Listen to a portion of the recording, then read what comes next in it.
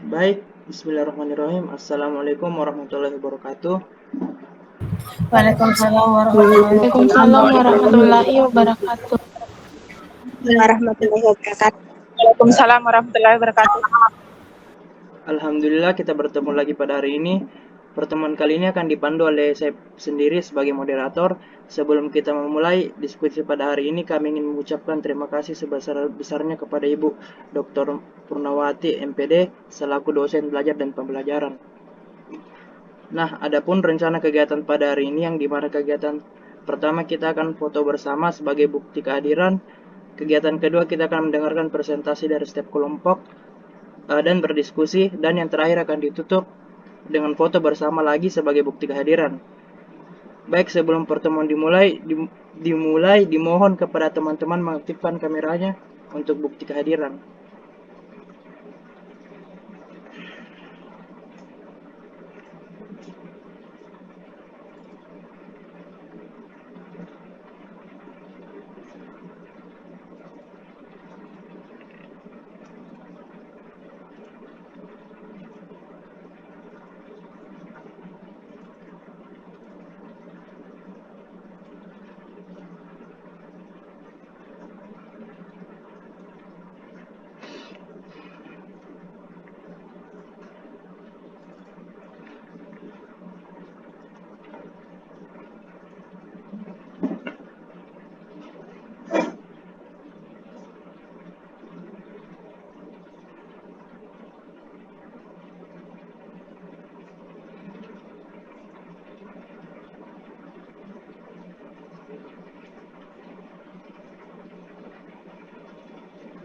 Tidak ada lagi muka nyala.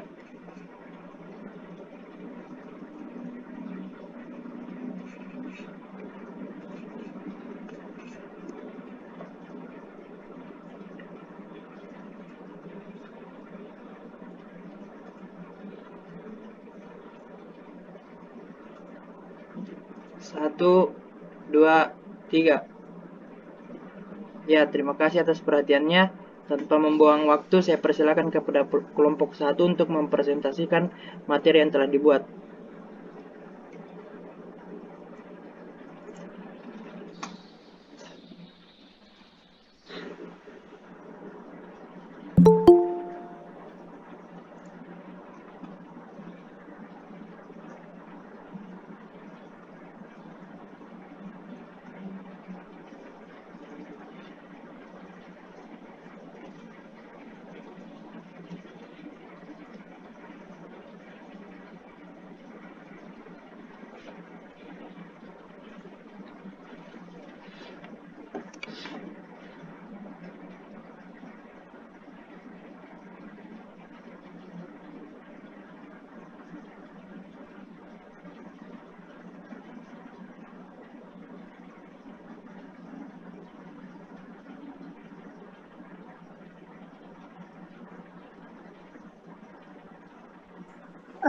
Kedengaran Ji suaraku?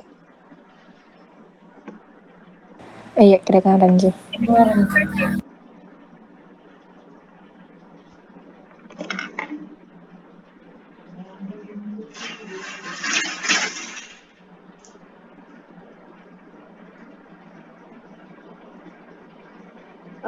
Baiklah, Assalamualaikum warahmatullahi wabarakatuh. Pertama-tama kami panjatkan puji dan syukur atas kehadirat Allah Subhanahu wa Ta'ala yang telah memberikan kami kesehatan sehingga kami dapat melakukan presentasi pada pertemuan kali ini. Perkenalkan, kami dari kelompok 1 ingin mempresentasikan materi tentang konsep dasar teknologi informasi, informatika sosial, hak kekayaan intelektual, dan etika digital. Untuk sebelumnya, saya akan memperkenalkan anggota kelompok saya terlebih dahulu. Yang pertama yaitu Saripah, kedua saya sendiri yaitu Hildayanti Idrus, ketiga Reni Supartini, dan yang keempat yaitu Rijal Adiatman Wahab. Adapun pokok pembahasan yang akan kami bahas pada presentasi kali ini yaitu tolong next Saripah.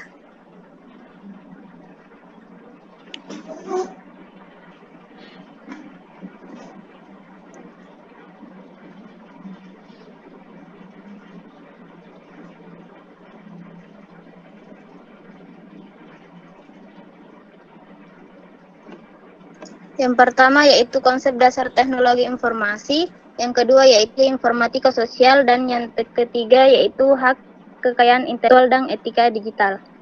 Baiklah, untuk materi pertama saya akan membahasnya sendiri. Tolong next, Harifah.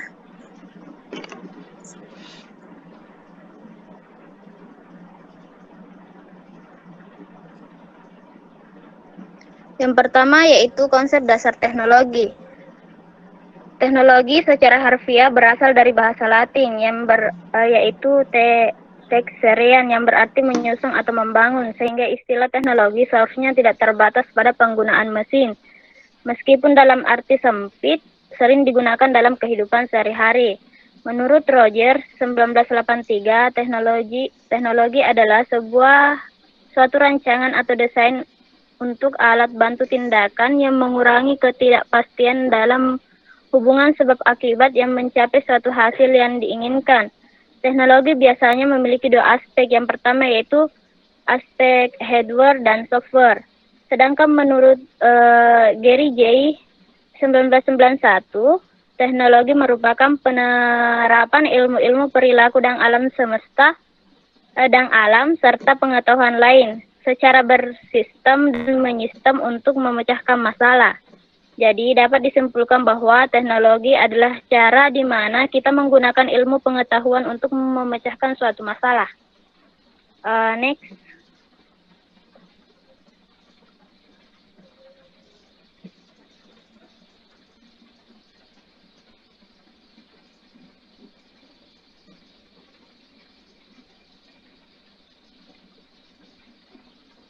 Sorry, Pak, next.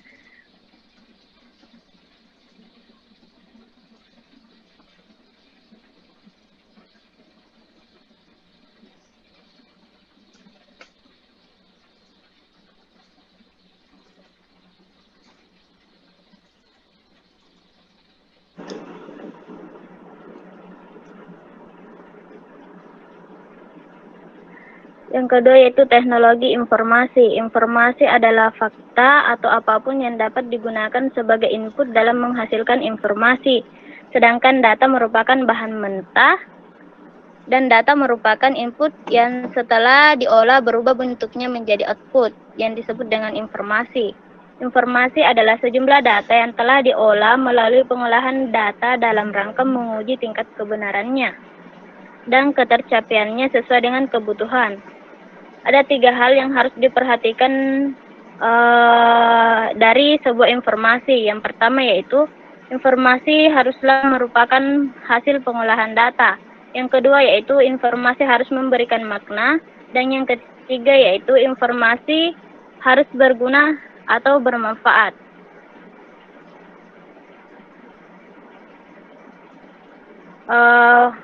Baiklah, untuk materi selanjutnya akan dilanjutkan oleh Reni Supartini. Untuk itu saya persilahkan. Baik, terima kasih atas kesempatannya. Di sini saya akan menjelaskan tentang teknologi komunikasi. Kata komunikasi berasal dari bahasa Latin yaitu communis yang berarti membuat kebersamaan atau membangun kebersamaan antara dua orang atau lebih. Akar katanya yaitu komunis adalah komuniko, yang artinya berbagi. Maksudnya adalah pemahaman bersama melalui pertukaran pesan. Teknologi komunikasi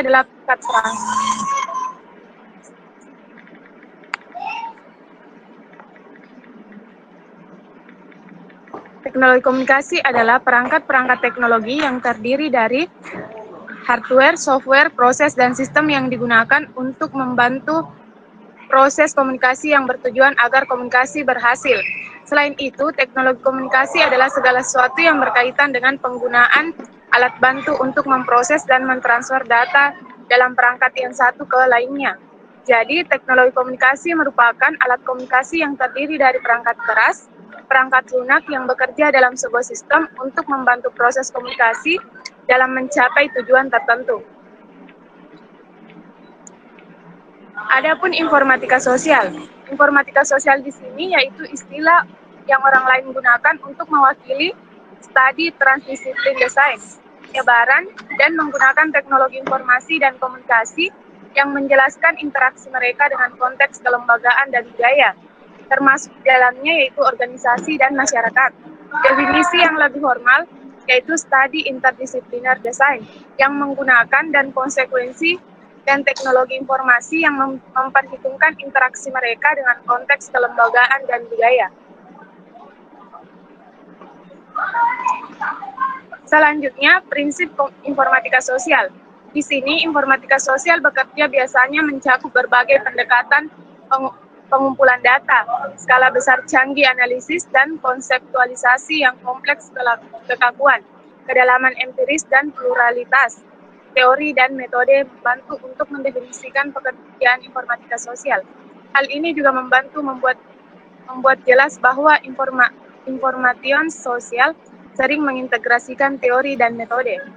Prinsip yang kedua yaitu informatika sosial sarjana menantang diambil untuk diberikan asumsi tentang nilai materi TIK, tindakan masyarakat terhadap kedua komputasi dan sosial di dunia di mana mereka tinggal dan sifat pengaturan antara unsur-unsur tersebut.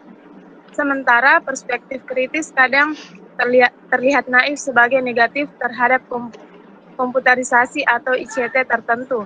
Pendekatan kritis yaitu lebih lanjut tentang mengeksplorasi asumsi tertanam dan implisit. Information sosial ini menghindari pernyataan deterministik seperti digitalisasi baik bagi kita semua atau berada di web berarti akses informatik untuk semua.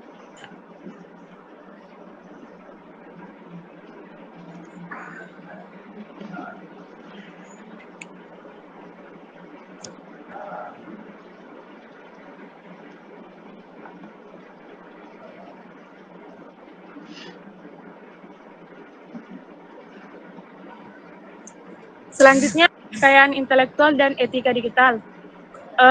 Konsep dasar hak kekayaan intelektual atau yang sering disebut HAKI merupakan hak eksklusif yang diberikan negara kepada seseorang, sekelompok orang maupun lembaga untuk memegang kuasa dalam menggunakan dan mendapatkan manfaat dari kekayaan intelektual yang dimiliki, atau diciptakan istilah HAKI yang merupakan terjemahan dari intellectual property, sebagaimana dianut dalam Undang-Undang Nomor 7 Tahun 1994 tentang pengesahan WTO, Agreement Established the World Trade Organization. Pengertian ini sendiri adalah pemahaman mengenai hak atas kekayaan yang timbul dari kemauan intelektual manusia yang mempunyai hubungan dengan hak seseorang secara pribadi, yaitu hak asasi manusia.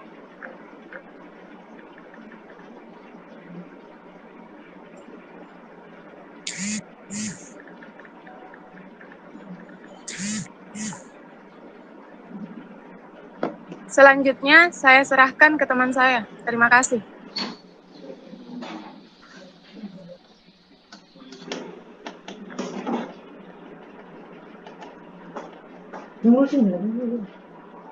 Di sini aku paling yang bisa. Jangan boleh beliau mana? Saya moderator bilang mana kuliah. Saya moderator itu. Saya tidak mau. Saya waktu itu lagi tidak di sini juga, maksudnya nyala di laptopku tapi lagi di kafe. Aku udah disebut nama. Baik, terima kasih. Selanjutnya yaitu macam-macam haki. Terdapat macam-macam haki yang ada di dunia ini, khususnya di Indonesia. Pada prinsipnya, haki dibagi menjadi dua kelompok besar, yaitu hak cipta dan hak kekayaan industri. Selanjutnya yaitu pengaturan haki di Indonesia. Dengan pertimbangan masih perlu dilakukan penyempurnaan terhadap undang-undang tentang hak cipta, paten, dan merek yang diundangkan tahun 1997. Maka ketiga undang-undang tersebut telah direvisi kembali pada tahun 2001. Selanjutnya diundangkan yang pertama Undang-Undang Nomor 14 Tahun 2001 tentang paten dan Undang-Undang Nomor 15 Tahun 2001 tentang merek. Nah, berikut ini perlindungan haki. Yang pertama, berikut ini lingkup perlindungan haki. Yang pertama yaitu hak cipta, yang kedua hak milik industri, ketiga paten, 4 merek dan indikasi geografis, 5 desain industri, 6 rahasia dagang, 7 desain tata letak sirkuit, 8 perlindungan varietas tanaman hak cipta, 9 hak khusus bagi pencipta, 10 orang lain berhak membuat karya lain, 11, hak cipta berlaku seketika setelah ciptaan tersebut dibuat. Dan yang terakhir yaitu hak cipta perlu didaftarkan.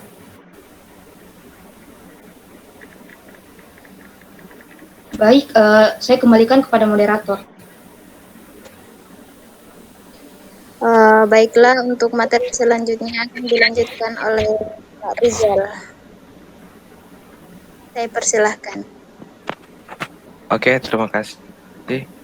Etika digital, norma perilaku yang tepat dan bertanggung jawab terkait dengan cara menggunakan teknologi.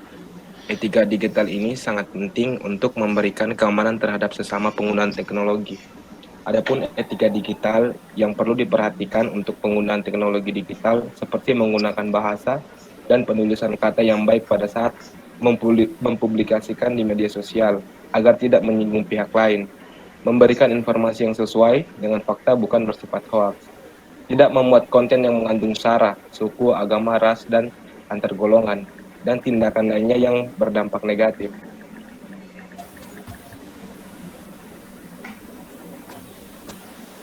Etika termasuk ke dalam elemen-elemen komunikasi yang penting. Tanpa adanya penggunaan etika pada saat kita berkomunikasi, ini akan menjadikan masalah tersendiri. Begitu pula dalam komunikasi digital. Perselisihan bisa saja timbul hanya karena seseorang melupakan etika di dalamnya. Oleh karena itu, berikut adalah beberapa macam etika dalam komunikasi digital yang perlu diperhatikan. Ya, yang pertama itu selalu ingat tulisan adalah perwakilan dari kata, dari kita. Yang kedua, yang diajak berkomunikasi adalah manusia. Yang ketiga, mengendalikan emosi dan menggunakan kesantunan. Yang keempat, menggunakan tulisan dan bahasa yang jelas dan menghargai privasi orang lain. Yang kelima, menyadari posisi kita serta tidak memancing perselisihan. Oke, mungkin cukup sekian. Selanjutnya akan saya kembalikan ke moderator. Terima kasih.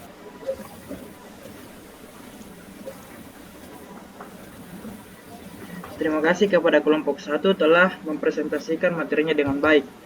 Baik, sebelumnya bagi yang ingin bertanya, mohon disebutkan nama dan kelompoknya. Kami persilahkan bagi yang ingin bertanya. Saya. Oke, yang duluan tadi. Baiklah, sekian dari presentasi. Tutup yang dulu.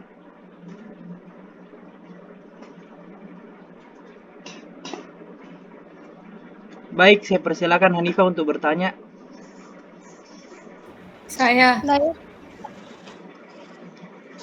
Ya, Baik, terima kasih atas kesempatannya. Yang ingin saya tanyakan yaitu bagaimana cara negara dalam mengatasi kekhawatiran dalam bidang teknologi informasi. Terima kasih. Baik, saya persilahkan pertanyaan kedua untuk Nur Fadillah. Terima kasih atas kesempatan yang telah diberikan. Baik, saya akan bertanya, berikan contoh kasus pelanggaran hak cipta pada teknologi informasi. Terima kasih.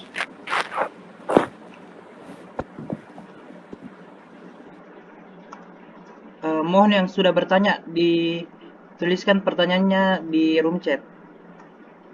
Nah, saya persilahkan kepada kelompok 1 untuk menjawab. Betul sih, persilahkan. Baiklah, terima kasih atas pertanyaan telah diberikan kepada kelompok kami. Berikan kami waktu untuk mendiskusikan pertanyaan tersebut.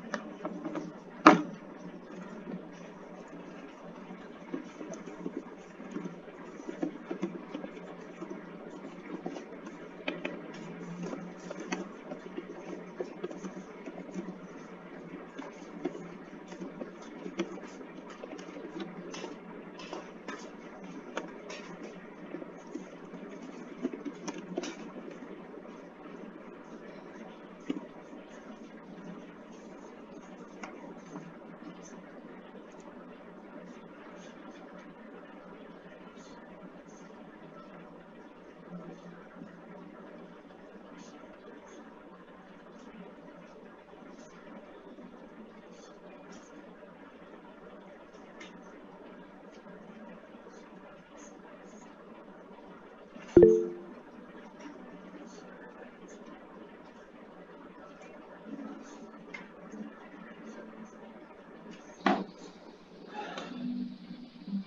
Pak? Udah? Sudah, ada telur? Udah? Enak. Ada telur? Enggak, tadi Bapak buat satu.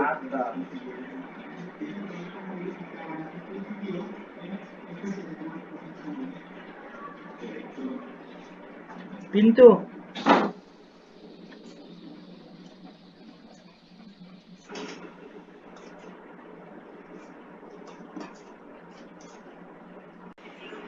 Baik, terima kasih atas kesempatannya. Pertanyaannya tadi yaitu bagaimana cara negara dalam mengatasi kekhawatiran dalam bidang teknologi informasi. Kan sekarang undang-undang mengenai komputer telah diterapkan di banyak negara untuk mengatasi kekhawatiran seperti hak mengakses data, hak akan privasi, kejahatan komputer, dan kaitan peranti lunak. Jadi, cara mengatasinya yaitu dengan cara menyelidiki suatu berita dan memberikan penjelasan atau menanggulangi berita tersebut. Terima kasih. Baik, apakah Saudari Hanifah menerima jawaban dari kelompok 1? Baik, terima kasih atas jawabannya. Saya terima. Baiklah, untuk pertanyaan kedua akan dijawab oleh Saripah, yaitu pertanyaan dari Saudari Dila. Untuk itu saya persilahkan. Baik, terima kasih atas kesempatannya. Saya akan menjawab pertanyaan dari Nurfadila Istiqamah, di mana pertanyaannya yaitu berikan contoh kasus pelanggaran hak cipta dalam teknologi informasi. Nah, berikut ini salah satu contoh pelanggaran hak cipta dalam teknologi informasi, yakni kasus Prayoga dan Brahmana. Nah, Prayoga adalah seorang desainer yang sedang berkuliah di Institut Teknologi Bandung, Fakultas Desain Komunikasi Visual, dan menjadi anggota Asosiasi Desain Grafis Indonesia. Nah, Prayoga ini memasarkan karya-karya dan jasa membuat karya desain grafisnya melalui dunia maya. Salah satunya itu melalui website. Kemudian pada tanggal 29 Agustus 2008, Prayoga ini mendapatkan laporan dari Asosiasi Desain Grafis Indonesia bahwa karya desain grafisnya digunakan seseorang dalam salah satu blog website dan diakui sebagai ciptaan dari seseorang warga negara India yang beridentitas Brahmana. Karya desain grafis tersebut didapatkan dengan cara di-download dari website tersebut tanpa seizin dari Prayoga. Baik, sekian dari saya kembalikan kepada moderator. Baik, bagi Saudari Nurfadila, apakah jawabannya diterima? Iya, jawabannya diterima. Terima kasih.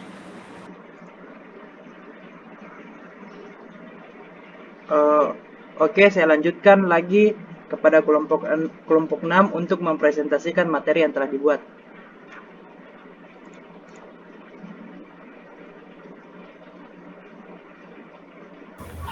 Kelompok 6, Alif. Iya. Kelompok 6 cuma saya sendiri, bisa aja. Oh bisa aja. Oh iya, bentar. Kurang sendiri aja. Dia suatu kelompoknya.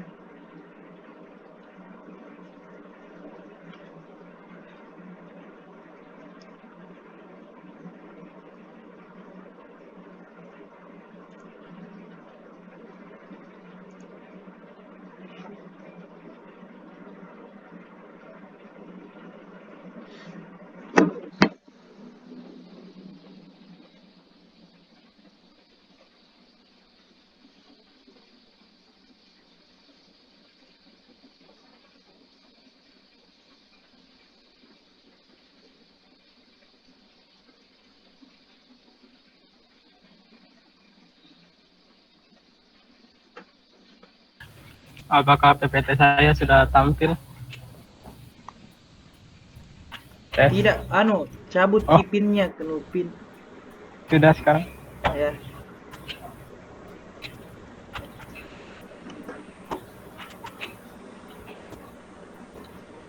Baiklah, Assalamualaikum warahmatullahi wabarakatuh. Waalaikumsalam warahmatullahi wabarakatuh. Yang saya hormati Ibu Dr. Purnamawati MPD selaku dosen pada mata kuliah belajar dan pembelajaran dan teman-teman yang saya banggakan.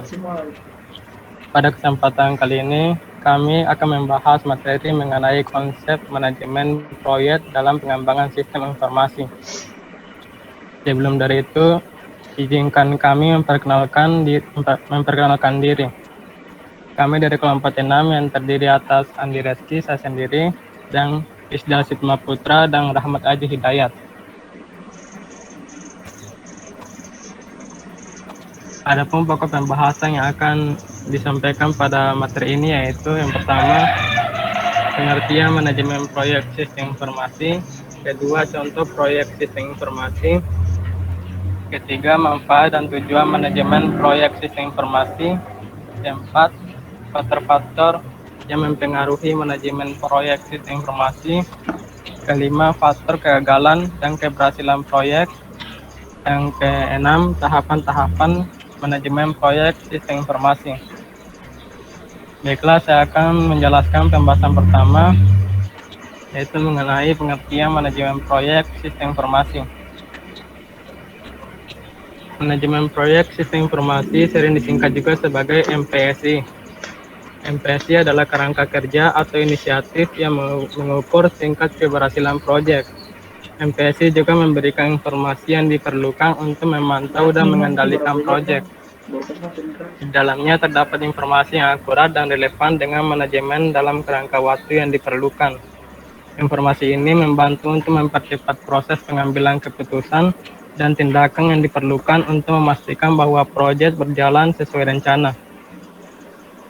Selanjutnya yaitu contoh proyek sistem informasi. Di antaranya yaitu yang pertama, proyek sistem informasi untuk mendukung pelaksanaan pemilu, kedua, proyek penjualan elektronik atau e-commerce, ketiga, sebuah kampus meningkatkan infrastruktur teknologinya untuk menyediakan akses internet wireless, dan keempat, suatu perusahaan memutuskan untuk menggunakan VoIP system dan bagaimana implementasinya nanti. Selanjutnya yaitu manfaat manajemen proyek sistem informasi.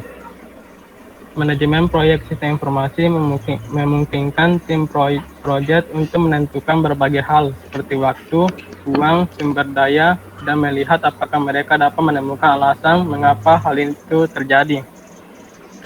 Tim harus bisa melacak status dari setiap bagian dari proyek dan menilai pekerjaan yang selesai dan pekerjaan yang masih harus dilakukan. Ketika informasi ini tersedia, tim proyek akan dapat mengalokasikan sumber daya yang diperlukan untuk melihat bahwa setiap bagian dari proyek memberikan kontribusi bagi keberhasilan proyek. Selain itu juga, MPSI dapat membantu para pemimpin proyek untuk menilai dampak pada proyek dari risiko masa depan yang disebabkan oleh waktu dan biaya berlebih, bahwa kualitas proyek tidak buruk. Ini akan membantu tim untuk memahami bagian-bagian dari proyek yang memerlukan defisit pedoman dan bagaimana mereka harus melaksanakannya. Selanjutnya yaitu tujuan manajemen proyek sistem informasi. Antara lain sebagai berikut. Yang pertama, mempermudah perumusan permasalahan proyek. Kedua, menentukan metode atau cara yang sesuai.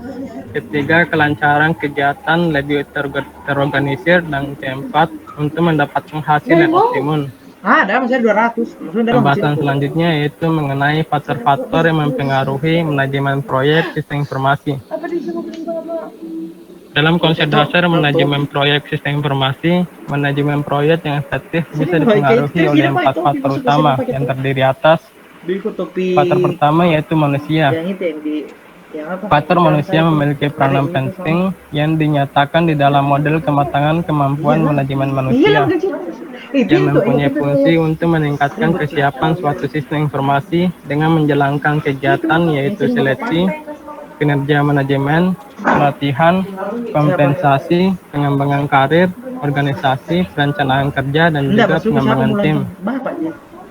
Faktor kedua yaitu produk. Dalam pengembangan manajemen proyek sistem informasi, produk juga memiliki peranan dalam yang pertama penentuan ruang lingkup, kedua penentuan objektif produk, dan ketiga pendefinisian solusi alternatif. Faktor selanjutnya yaitu proses. Pada faktor proses perlu dipertimbangkan yang pertama kegiatan layar kerja dari suatu pengembangan software yang ditentukan dan bermacam tugas atau produk yang dikerjakan dan lain-lain. Faktor yang terakhir yaitu proyek atau project. Pada faktor proyek, masalah hendaknya yang diantisipasi yaitu yang pertama biaya proyek mengalami pembengkakan dan jadwal penyelesaian proyek yang diperpanjang, dan yang kedua permasalahan gagal atau tidaknya sebuah proyek. Pembahasan selanjutnya yaitu mengenai faktor kegagalan dan keberhasilan sebuah proyek. Faktor kegagalan proyek yaitu yang pertama spesifikasi yang tidak jelas, kedua perubahan dalam batasan sistem, ketiga terjadi ketidaksepakatan antar stakeholder, keempat perencanaan yang buruk, kelima kurangnya menguasai seni manajemen proyek, keenam dokumentasi yang sangat minim, ketujuh komunikasi yang kurang baik, delapan kualitas yang rendah dan performa yang minim, dan yang kesembilan tidak cukup sumber daya. Adapun faktor keberhasilan sebuah proyek yaitu yang pertama monitoring dan pengontrolan terhadap jadwal proyek, anggaran proyek, kualitas proyek, dan risiko dalam proyek. Kedua, mengintegrasikan atau memadukan perangkat dan metode manajemen proyek untuk tujuan peningkatan produktivitas kinerja tim dan komunikasi. Dan yang ketiga yaitu komitmen manajemen. Pembahasan yang selanjutnya yaitu tahapan-tahapan manajemen proyek sistem informasi. Yang pertama yaitu rencana atau planning. Fase perencanaan merupakan tahapan di mana harus memahami alasan utama tujuan dibangunnya sistem. Selain itu diperlukan analisa data dan melakukan observasi langsung kepada pengguna. Dengan cara tersebut diharapkan dapat menentukan pengembangan apa yang terbaik untuk sistem pengguna. Tahapan kedua yaitu analisis. Fase analisis merupakan fase di mana terjadinya proses investigasi atau penyelidikan terhadap sistem yang sedang dikerjakan dengan tujuan untuk mengetahui bagaimana pengguna menggunakan sistem, bagaimana sistem bekerja, dan berapa lama sistem dapat digunakan oleh pengguna. Tahapan yang ketiga yaitu desain atau perancangan. Fase perancangan merupakan tahapan ketiga di mana perancangan dan menentukan kerja sistem dimulai dilakukan seperti desain arsitektur, interface desain, desain program, membuat skema pada database, dan spesifikasi file. Proses ketiga ini akan menghasilkan spesifikasi pada sistem. Tahapan selanjutnya yaitu implementasi. Fase implementasi merupakan tahapan di mana rancangan-rancangan dari segala tahap sebelumnya diimplementasikan dan dilakukannya percobaan pengujian pada sistem, rencana dukungan sistem, dan juga instalasi sistem. Selain hal tersebut, implementasi dapat juga dikatakan sebagai proses mengganti atau merubah sistem yang lama menjadi sistem yang terbaru analisis. Dan tahapan yang terakhir yaitu uji coba atau testing dan maintenance. Fase pemeliharaan merupakan tahapan kelima di mana biasanya dilakukan oleh user atau admin yang ditunjuk untuk menjaga sistem untuk tetap dapat beroperasi secara baik dan tetap menjamin bahwa sistem dapat terus berfungsi secara optimal dan normal. Dengan demikian, diharapkan sistem dapat menunjukkan kemampuan dalam kebutuhan yang diinginkan oleh penggunanya nanti. Adapun kesimpulan dari pemaparan diskusi kami yaitu pemaparan materi kami yaitu manajemen proyek sistem informasi adalah kerangka kerja atau inisiatif yang mengukur tingkat keberhasilan proyek. Di dalamnya terdapat informasi yang akurat dan relevan dengan manajemen dalam kerangka waktu yang diperlukan. Informasi ini membantu untuk mempercepat proses pengambilan keputusan dan tindakan yang diperlukan untuk memastikan bahwa proyek berjalan sesuai rencana. Ini orang ini yang Andires kuliah mukanya orang-orang saya. Itulah presentasi materi yang dapat saya sampaikan. Untuk sesi selanjutnya saya serahkan kepada moderator. Terima kasih. Baik, terima kasih kepada kelompok 6 telah mempresentasikan materinya dengan baik. Kami persilakan bagi yang ingin bertanya. Saya Saya juga. Eh,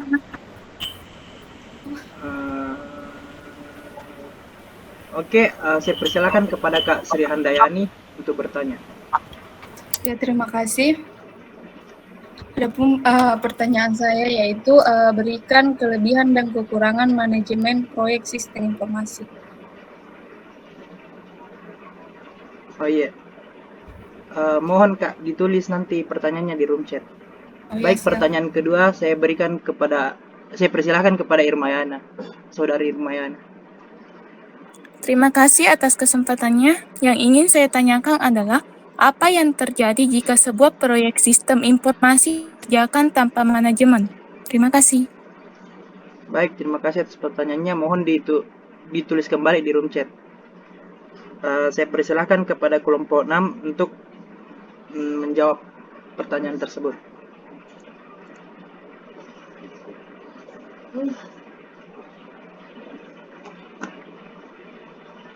Menjawab pertanyaan dari Kak Sri Handayani, yaitu berikan kelebihan dan kekurangan manajemen proyek sistem informasi.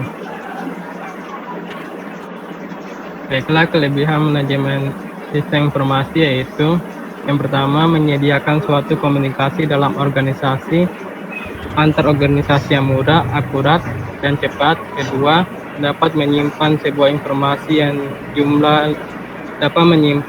informasi dalam jumlah yang besar di ruang yang cukup kecil, namun mudah untuk diakses. Ketiga, dapat memungkinkan suatu pengaksesan informasi yang banyak yang ada di seluruh dunia dengan cara cepat dan mudah. Dan keempat, yaitu meningkatkan efektivitas dan juga efisiensi orang-orang yang bekerja dalam kelompok di suatu tempat atau di beberapa lokasi. Adapun kekurangan sistem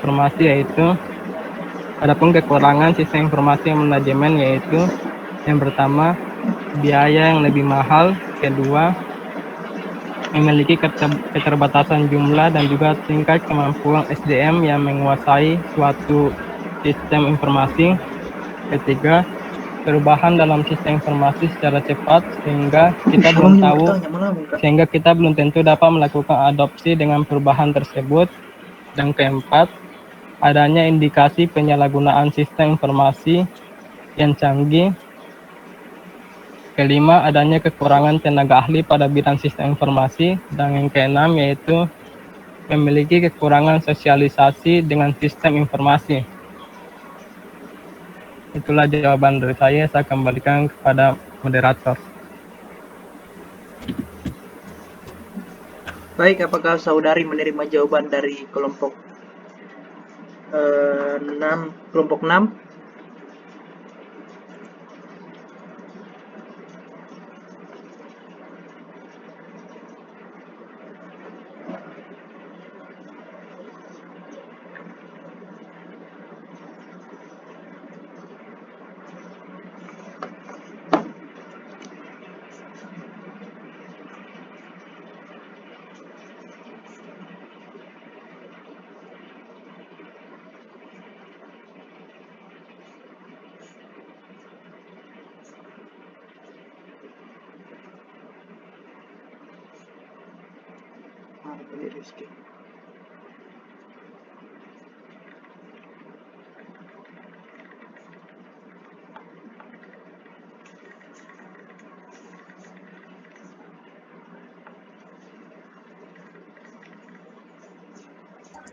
Terima kasih atas jawaban.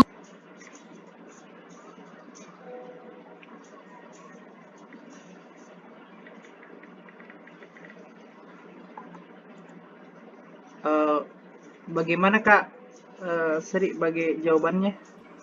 Oh iya, terima kasih atas jawabannya, diterima. Oh iya, sama-sama.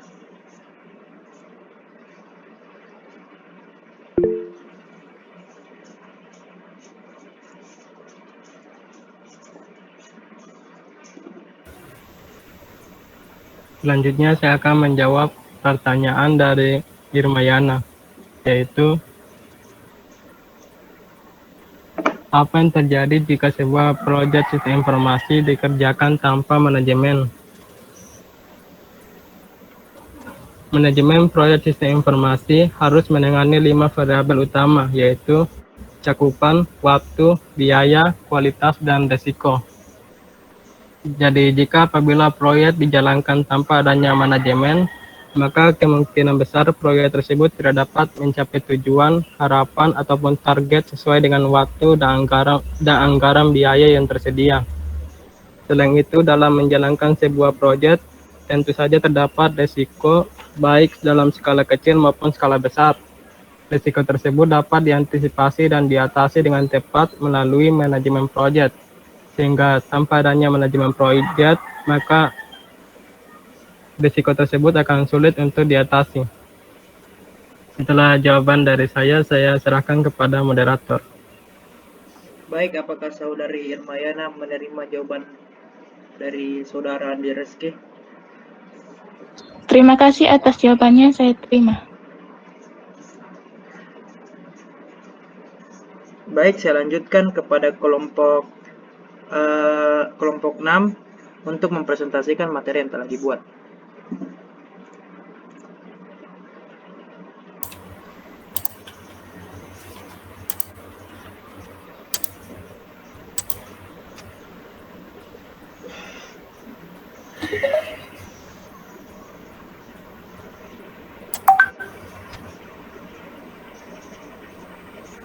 Bagaimana, sudah tampil?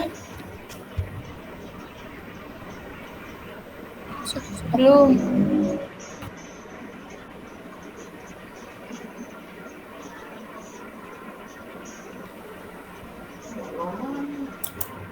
Kenapa? Belum. Mau min terakhir. Kelompok. Ini sudah sholat. Udah. Sholat apa? Tutup.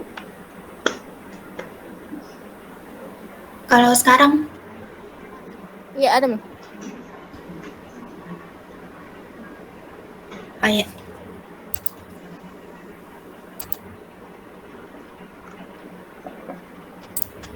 Assalamualaikum warahmatullahi wabarakatuh. Waalaikumsalam. Yang saya hormati Bu Dr. Purnamawati MPD selaku dosen pada mata kuliah Belajar dan Pembelajaran, serta teman-teman sekalian yang saya banggakan. Pada kesempatan kali ini, kami dari kelompok 5 akan membahas mengenai konsep Object Oriented Analysis Design dalam perancangan aplikasi sistem informasi. Sebelum itu, izinkan saya memperkenalkan diri. Saya sendiri Siti Diva Sarah. Adapun rekan saya yaitu Muhammad Wahyudi Ahmad dan Alif Erlangga Nanterwin. Langsung saja. Tujuan pembelajarannya, yang pertama, mampu menjabarkan konsep dari sistem berorientasi objek. Yang kedua, mampu menganalisis metode pengembangan sistem berorientasi objek. Yang ketiga, mampu menjabarkan karakteristik metodologi berorientasi objek. Yang keempat, mampu menjabarkan pemodelan berorientasi objek. Konsep dari Object Oriented Analysis Design. Berorientasi objek yaitu kita mengorganisasi perangkat lunak sebagai kumpulan dari objek tertentu yang memiliki struktur data dan perilakunya. Konsep ini mencakup analisis dan desain sebuah sistem dengan pendekatan objek, yaitu analisis berorientasi objek dan desain berorientasi objek.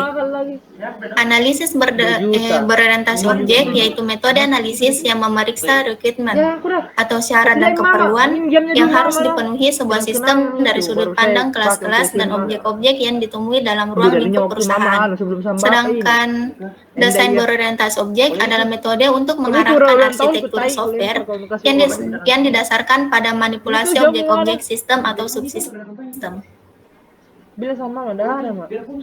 Analisis berorientasi objek merupakan investigasi masalah untuk menemukan atau mengidentifikasi dan mendefinisikan objek-objek atau konsep-konsep yang ada di ruang masalah, yang merupakan proses untuk menentukan objek-objek potensial yang ada dalam sistem dan mendeskripsikan karakteristik dan hubungannya dalam sebuah notasi formal.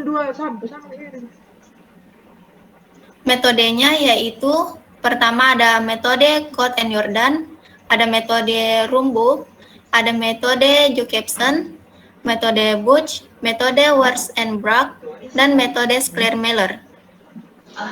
Materi selanjutnya akan dipaparkan oleh teman saya Arif Erlangga Ananterwin. Saya persilahkan. Baik, terima kasih Saudari Diva telah menjelaskan presentasi dengan baik. Selanjutnya saya akan membahas tentang karakteristik metodologi berorientasi objek. Pengapsulan merupakan dasar untuk pembatasan ruang lingkup program terhadap data yang diproses. Selanjutnya itu pewarisan adalah teknik yang menyatakan bahwa anak dari objek akan mewarisi data atau atribut dan metode dari induknya langsung. Yang terakhir itu polimorfisme, yaitu konsep yang menyatakan bahwa sesuatu yang sama dapat mempunyai bentuk dan perilaku yang berbeda. Polimorfisme ini mempunyai arti bahwa operasi yang sama mungkin mempunyai perbedaan dalam kelas yang berbeda. Selanjutnya itu pemodelan sebagai teknik desain. Teknik pemodelan objek menggunakan 3 macam model, yaitu yang pertama model objek, model dinamik, dan model fungsional.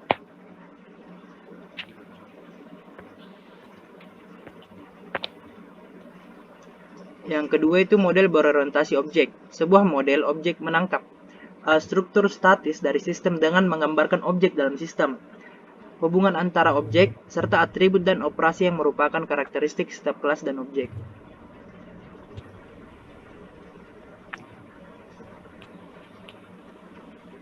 Satu, objek dan kelas. Objek itu didefinisikan sebagai konsep abstraksi atau benda dengan batasan dan arti untuk suatu masalah. Semua objek mempunyai identitas yang berbeda dengan lainnya. Istilah identitas berarti bahwa objek dibedakan oleh sifat yang melekat dan bukan dengan uraian sifat yang dimilikinya. Contohnya, kembar identik. Walaupun mereka tampak seperti sama tetapi merupakan dua orang yang berbeda. Kadang-kadang objek berarti suatu barang, maka digunakan istilah objek instance dan objek kelas untuk menunjukkan satu grup dari barang yang sama. Nah, kelas. Suatu objek kelas menggambarkan kumpulan dari objek yang mempunyai sifat, atribut, perilaku umum, relasi umum dengan objek lain, dan semantik umum. Contohnya itu ya orang, perusahaan, binatang, proses adalah objek. Setiap orang mempunyai umur, IQ dan mungkin pekerjaan. Setiap proses mempunyai pemilik, prioritas, list dari sumber daya yang dibutuhkan objek, dan objek kelas sering sama sebagai benda dalam deskripsi masalah.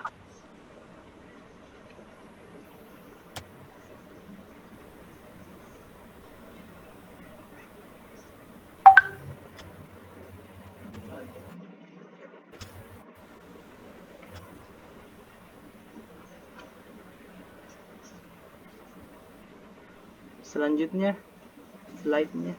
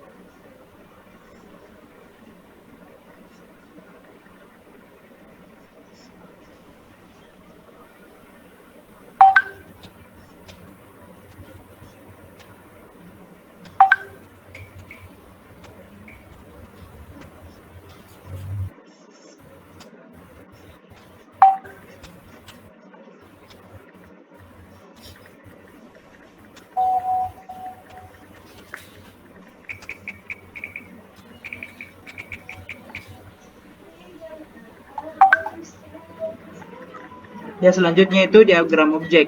Diagram objek melengkapi notasi grafik untuk pemodelan objek, kelas dan relasinya dengan yang lain.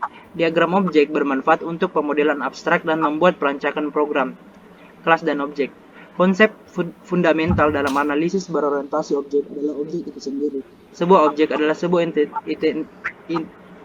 entitas yang mencakup data dan metode. Kelas merupakan satu atau lebih objek dengan persamaan atribut dan metode, sedangkan kelas dan objek adalah kelas dengan satu atau lebih objek di dalamnya.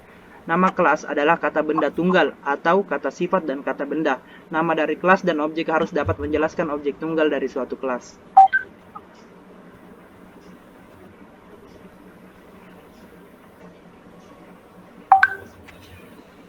Oke, terima kasih.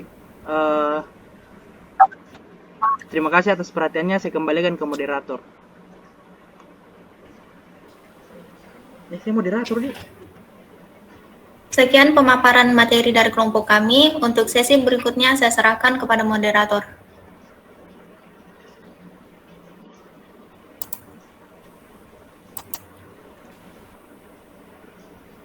Ya, terima kasih kepada kelompok 5 telah mempresentasikan materinya dengan baik.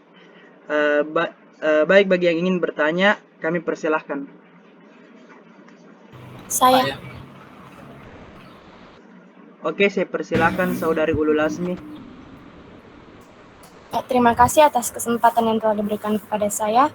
Adapun pertanyaan saya yaitu, apa yang dimaksud dengan metode Jacobson dan seperti apa saja contoh dari metode tersebut? Terima kasih. Baik,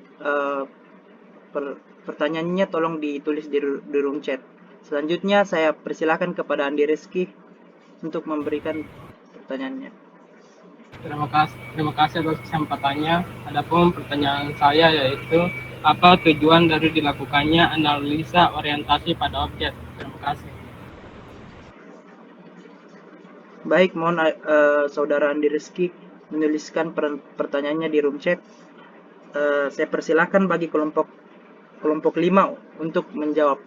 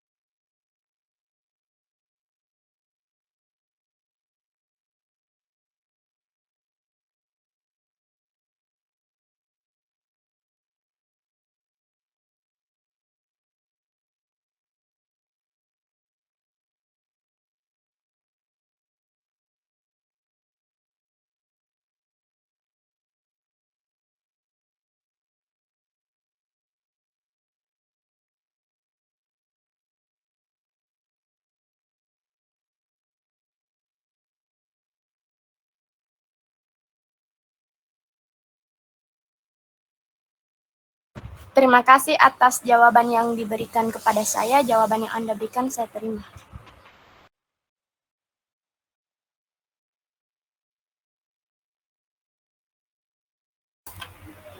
Saya akan menjawab pertanyaan dari Andi Rizky. Apa tujuan dari dilakukannya analisa orientasi pada objek? Tujuannya yang pertama, menangani lebih banyak problem domain. Analisis berorientasi objek memberikan kemudahan untuk memahami inti permasalahan. Yang kedua, mengorganisasikan analisis dan spesifikasi dengan metode cara berpikir manusia.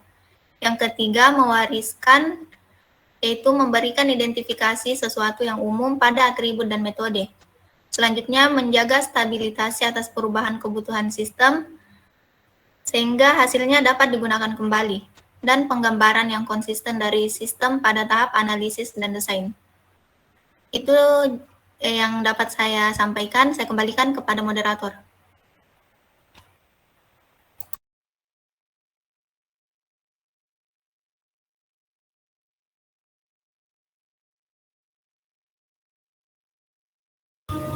Terima kasih atas jawabannya. Jawabannya saya terima.